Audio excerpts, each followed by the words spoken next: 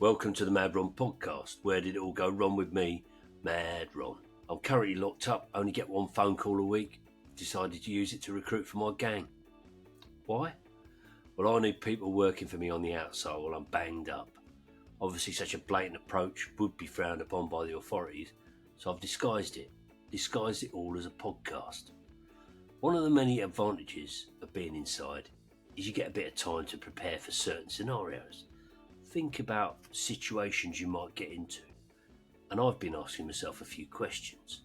Questions like, if you're at a dinner party, it kicks off because a host brought out some nut roast, how do you protect yourself? Is a knife or the fork on the left or the right? But for me, the big question is, where are we going to get our next generation of criminals from? I think we need to turn to our comedy community. Comedians are used to working alone at night and quite often enter a room for a curtain. So I've got a few candidates lined up, and who knows, if it goes well, they could be sharing a cell with me.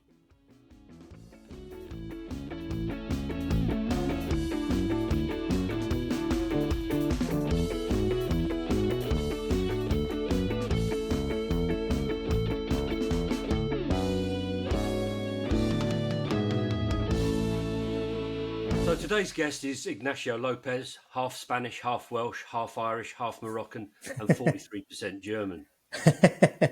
The Christmas Day game of Trivial Pursuit is like an episode of Going for Gold. Ignacio's CV looks like a copy of the TV Times, with appearances on Have I Got News for You and Live at the Apollo being among the highlights. In fact, he's on television so much, he keeps getting mistaken for Romesh Ranganathan.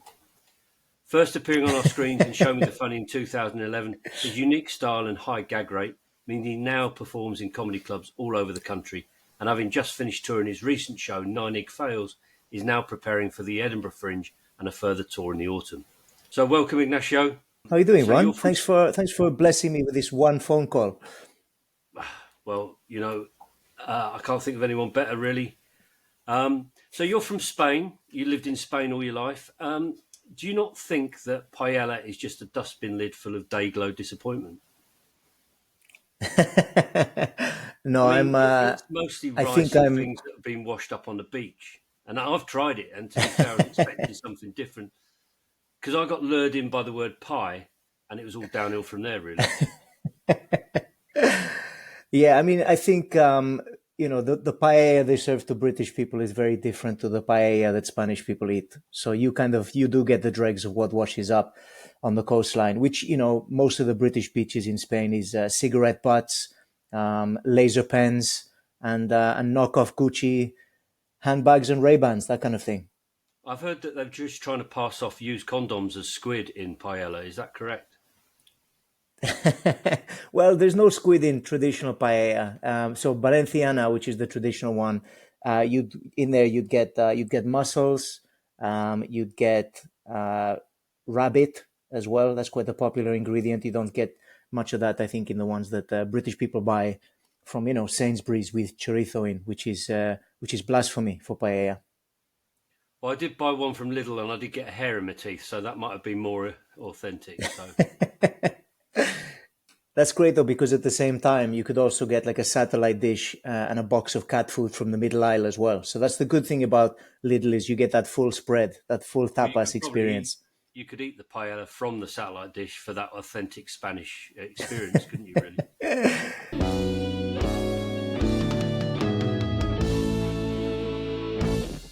So let's talk about you for a minute. Your recent show was called 9 Ig Fails. Where did the title come from, and what was the show about?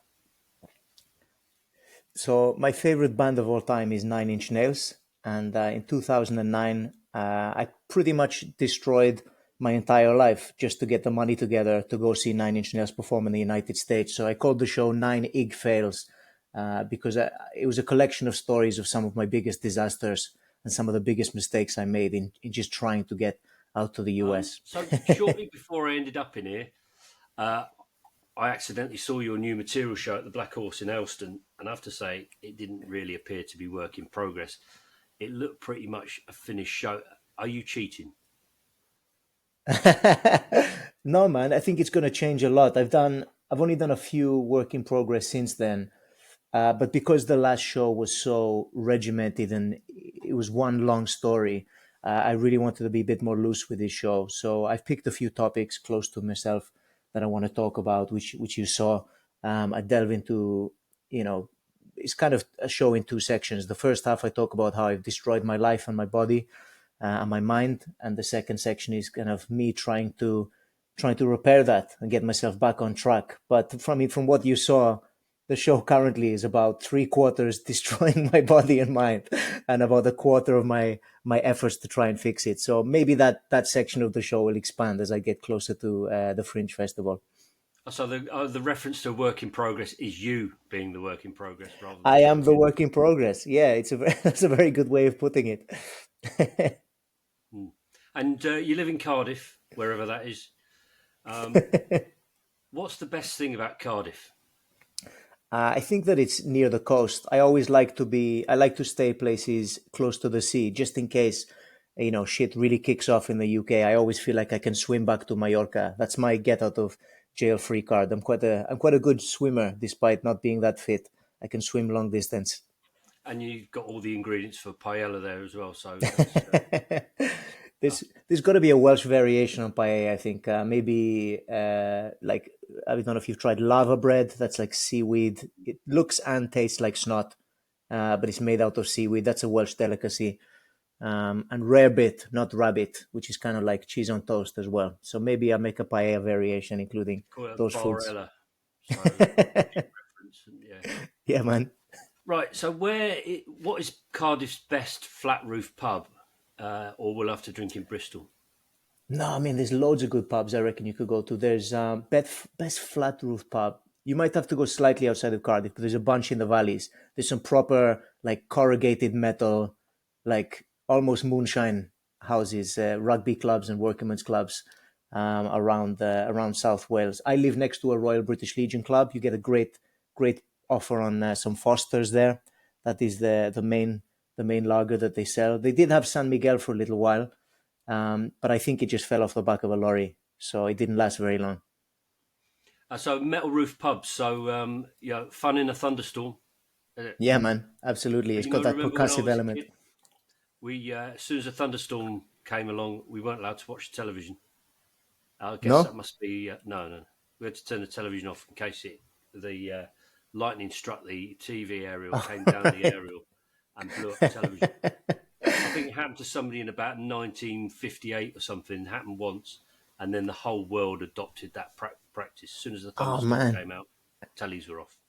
it's like airline security. Like one person tries to sneak a bomb in their shoes, and now we all have to take our shoes off to go through the airport. Disgraceful, isn't it? Yeah, it's Absolutely just disgraceful. fascism. That's what it is. It's just illegal, just Yeah, creeping and over us. why should I have to change my socks when I need to go on a flight? It's just not right, is it? And make Tell me sure about they've it. got no holes in. Just doesn't seem fair, really. Just because somebody selfishly wanted to blow up a plane.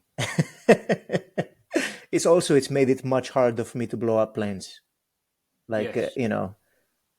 I wasn't the first person to come up with the bomb shoes, but mine would have worked. That's all I'm saying. Mm, yeah.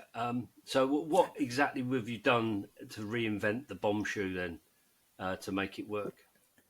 Well, for starters, you got to go with platforms. Like I think the mistake they made, they went for the soles were too small. I think you got to go for some nice chunky heels there. Get more Um, stuff in there, can't you? exactly, get some plastic explosive in there. I don't know how they were trying to ignite this thing either, but all they should have done was just have some kind of touch paper on either one, and you could really show off then by maybe doing a spring, clacking your heels in the air, and that would have maybe ignited the bomb rather than trying to like fuse the two ends and light it with whatever kind of fire incendiary device they had planned. Well, if you've had a match sticking out of one shoe and the like the sandpapery bit Sandpaper on on the the other other. shoe, that you could do that, couldn't you? Well, so I'd like to get into your background, understand a bit about you and the years that made you the person you are today. So, what's the first time you remember doing something naughty? My earliest memory of doing something naughty was when I want to say 5 years old. My cousin Lolo and I, Manolo, we would hide in the back seat of my uncle's car in Mallorca, and whenever we saw people going past, I had recently learned. Um, I don't know how sweary I'm allowed to get on this podcast, Ron, but the I'd recently learned. My cousin and I had learned the English words cocksucker, and I think like a whole array of stuff, bastard, motherfucker. We'd been watching some movies we shouldn't have, so we would just shout these out into the street and then duck behind and hide in the back of the seat of my uncle's car. We just shout it out at people walking past. Never got caught. It was a winning streak of a crime. Well, not many people are expecting a 5-year-old to be able to speak English. I mean, even in this country, a 5-year-old can't even speak English properly. Yeah. So, and you didn't get into trouble for it? No, we never got caught. So I might be, you know, indirectly grassing up my cousin now as well, who's probably gone on to something maybe a bit worse than that. I think I've done worse things since, but that was my first naughty memory of something we shouldn't be doing, and that's why it was so hilarious to us. We would just crack up in the back seat, So having if you shouted have out been these swear caught, words. if you've been caught, what do you reckon a suitable punishment would have been? Um, well, I know the classic one is like washing a mouth out with soap. I don't think I would have appreciated that. And I don't think my father, as a chef, would have done that either, because there's not much you can do with a bar of soap culinary wise. So I think the only fair thing to do, much like punishment, if you like somebody gets caught smoking a cigarette, they then have to smoke the entire packet to put them off. I think my father probably would have made me learn every swear word in the English dictionary and every other language's dictionary for that matter. So he would have got me sick of swear words just by learning all of them. I mean, The the only other other one I know in alternative, the of course, would have been, wash your mouth out with soap kind of theme is wash your mouth out with English food. Could have like given you yeah, some English food to eat, which, as a that's small definitely Spanish the boy worst. not used to it, would probably have made you quite ill.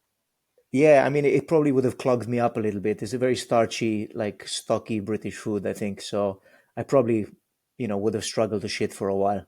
That's And you'd quite have a had a bad beer gut punishment, in I no think. time, wouldn't you? Yeah. So, right, what's the biggest lie you've ever told then? Biggest lie I've ever told. Oof. I feel like I'm living a lie. That's what that's what I'm going. That's what I'm going with. No, I've told a few lies in my time. What's the biggest one? Biggest lie I've ever told. I once told, well, the biggest lie I think I ever got away with for ages, when we'd come and visit the UK, we'd stay maybe in like a holiday park or somewhere, because we used to come to the UK on our summer holidays. My mum would bring us over, and one of the biggest lies I used to love to do every year, I'd always pretend I couldn't speak English. So I'd be with just surrounded by British kids, and they were like, "Oh, this is that Spanish kid or whatever." And I'd go for maybe a whole week of this holiday in a caravan park without speaking a word of English, and it got to the point where people then thought they could say things around me or talk about me and all of this other stuff in English, and I used to pretend I couldn't understand until finally, just before the end of the holiday, I would reveal I can't speak English and I've understood everything you've said the whole time. So that was a pretty successful lie. I'm pretty proud of that. So, what kind of things were you hearing then that they were saying? Good or It bad things? varied. Yeah, I mean, sometimes good, sometimes bad. Some of the other boys would kind of like say I was quite scrawny, quite small as a kid, so they would take the piss out of me for that kind of thing. But then some of the girls, they'd be saying how handsome they thought I was. They'd be asking questions about like, oh, who'd like to go out with him, that kind of thing. So it kind of swings and roundabouts. Mm. And so, does that mean you speak other languages as well as Spanish and Yeah, I'm English? working on English. Yeah, I think I'll get there. I know how to say cocksucker, and that's an important one, I think, and motherfucker. But I'm trying to learn Welsh as well, which is quite difficult.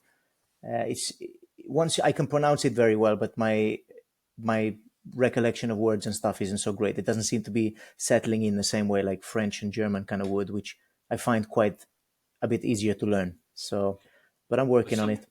some of the place names in Wales are quite difficult to pronounce anyway, aren't they? It's like just almost impossible, like Wrexham.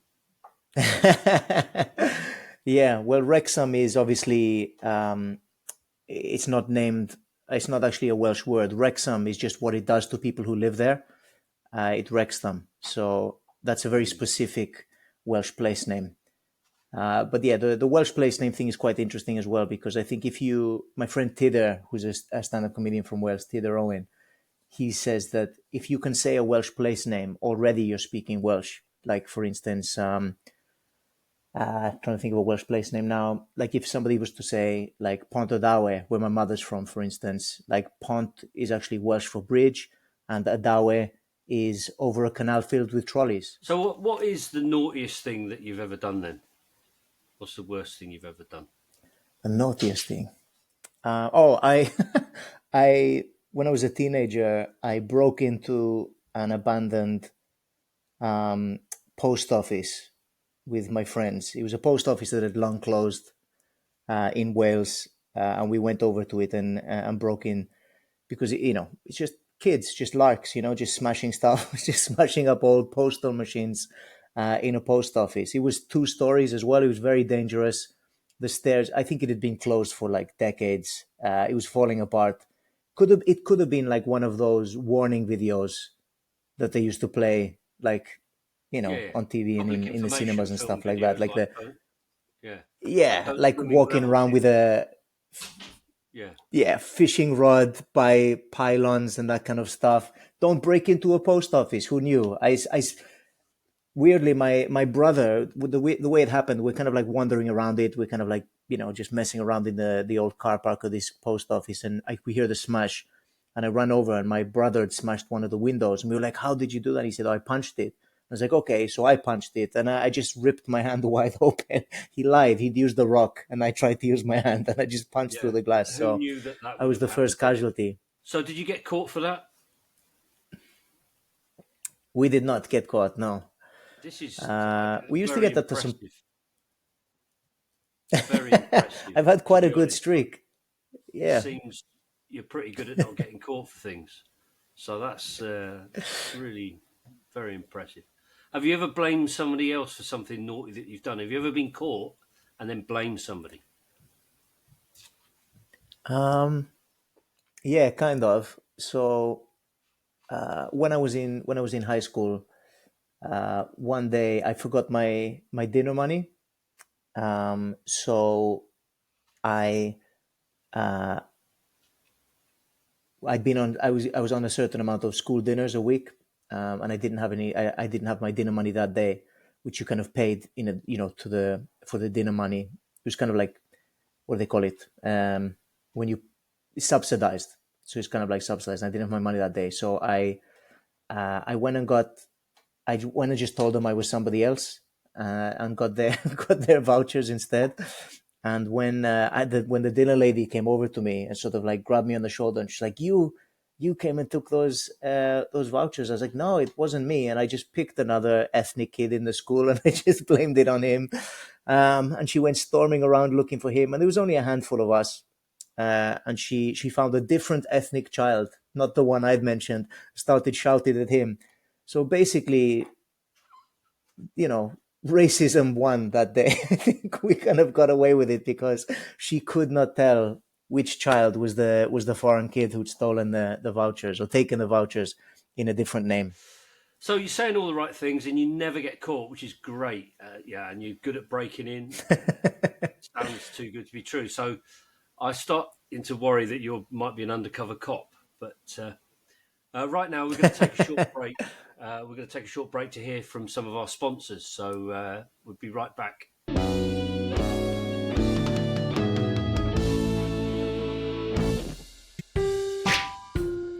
Injuries Direct. Chris from Leicester fell up the ladder at work onto a carelessly placed settee, resulting in absolutely no injury at all. Chris contacted the team of experts at Injuries Direct. He was able to claim £28,000 and can no longer walk. Injuries Direct. Peter from Nottingham. He went into hospital for a routine heart bypass, which went far too well for a medical negligence claim. Our amateur surgeons went steaming straight in. He's now £75,000 richer, thanks to having one tip made bigger than the other. If you need a new TV, then you need a dodgy knee. Call Injuries Direct.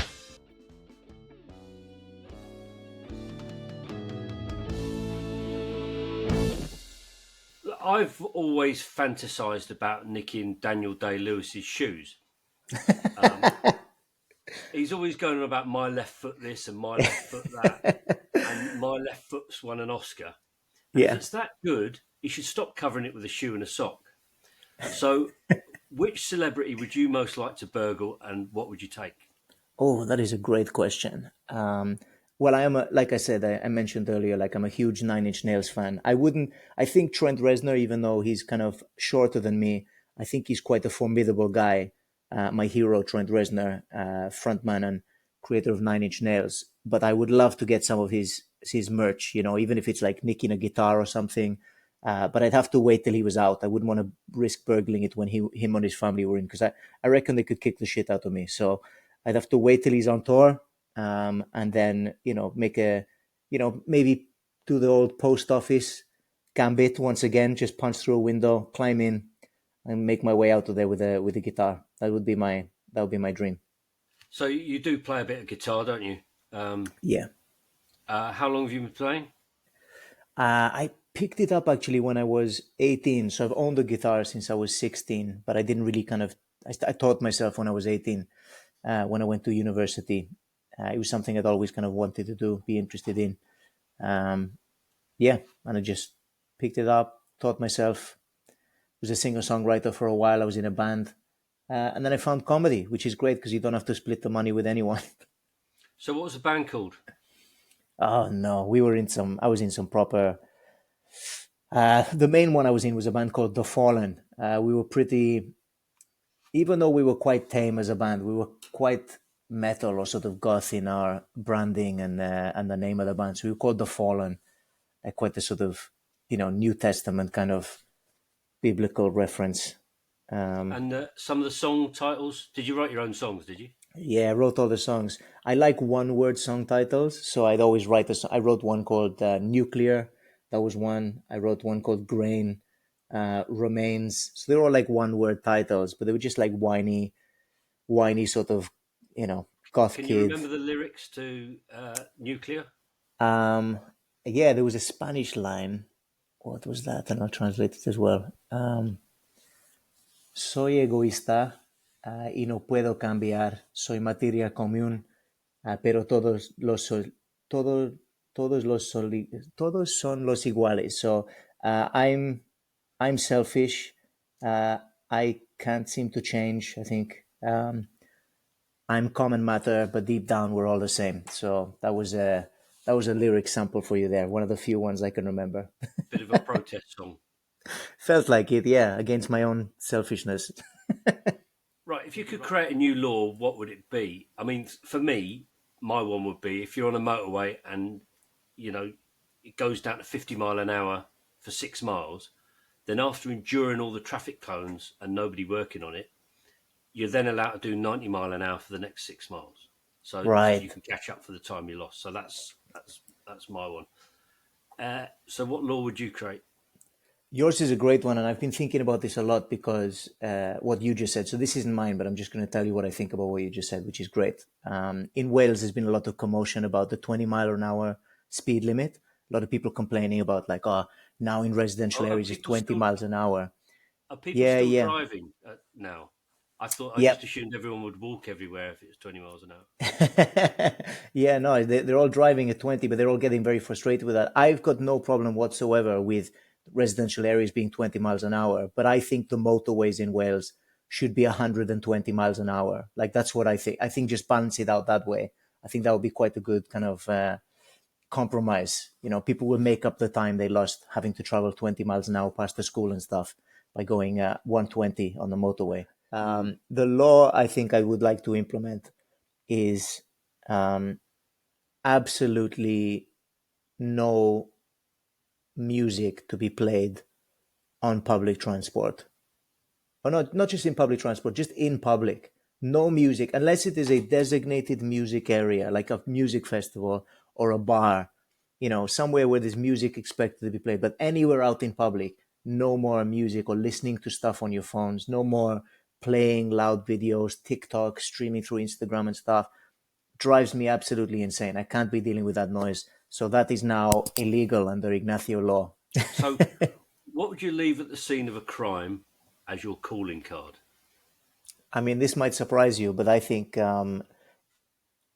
either 1 9-inch nail or 9 1-inch nails. Right. Okay. So that's really nice, but why would you go with the 1-inch nail option? Because if there's 9 of them, then they're 9-inch nails. So that would kind of Right. because if it's 1 9-inch nail, if it's one nail which is 9, it would have to be at least 2 which are 9 inches to be 9-inch nails, or it could be 9 1-inch nails to be 9-inch nails. I see what you've done there. You've just taken a different tack. Yeah, that's what I've done. Yeah, thought I'd really hammer the point home, Yeah. Nice. So, what's the most creative excuse you've ever come up with? Oh, I was once, so I was, my friend, well, Josh as well. He was there in Leicester when, in the Laughing Horse, in the Laughing Horse, no, in the Laughter Loft, the Black Horse. Josh and I were out drinking in Cardiff one night, and we wandered into a place called the Live Lounge. And they were closing up and they weren't letting people in anymore. So we walked in through a different entrance and the bouncer came straight over to us. And I was like, we're in the band. We're just picking up our gear. We were playing earlier. And he was like, well, that would be great, if that was true. But we walked in through the completely different entrance. We were just like walking through the kitchen or something. She was like, this is not where the band would be picking their gear up for, if that was the case.